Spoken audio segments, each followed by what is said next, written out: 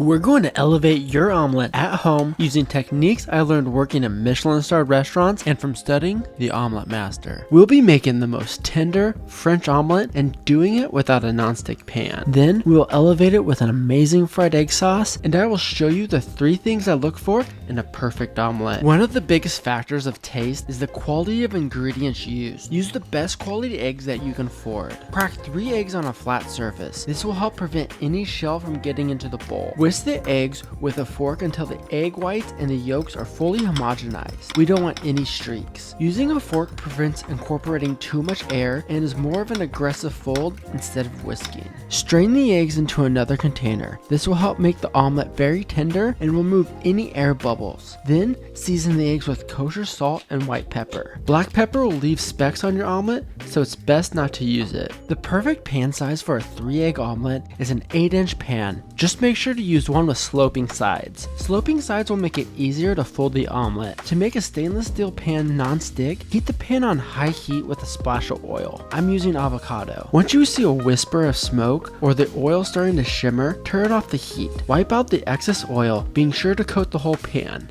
Add some butter to the pan and heat the pan over medium heat. Once the butter starts to bubble, add in the egg. There should be a slight sizzle. Immediately start mixing with a fork. The whole cooking process should take around 60 seconds. Stir constantly until your eggs are 80 to 90% cooked. 80% will still be wet, while 90% will be fully cooked but still moist. Pull the eggs off the heat and evenly spread them in the pan. Let them sit for about 10 seconds to set the outside. Then, with a rubber spatula, start to fold. Place a piece of butter in the pan to help the omelet slide in the pan. It also creates a nice sheen. If you're adding a filling, you would add it here. The omelet will be very tender, so take your time and use the spatula to release any part of the omelet that might be stuck. Gently roll the omelet into a cylinder shape. With the seam side down, transfer the omelet to a plate. If you don't have the desired shape, you can use a paper towel to shape the omelet. Just add a bit more butter on top.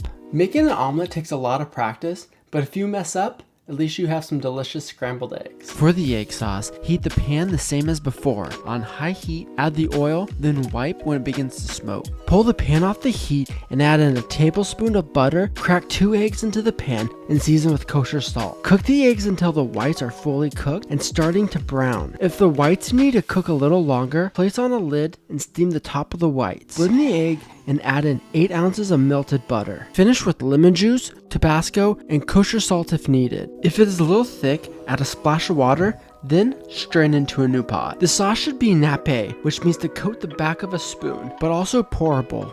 To plate, place down the omelet. Finish the omelet with finishing salt. I'm using Michelin. Top with salmon roe and coriander flowers, but any herb will do. Pour the sauce on the side of the omelet.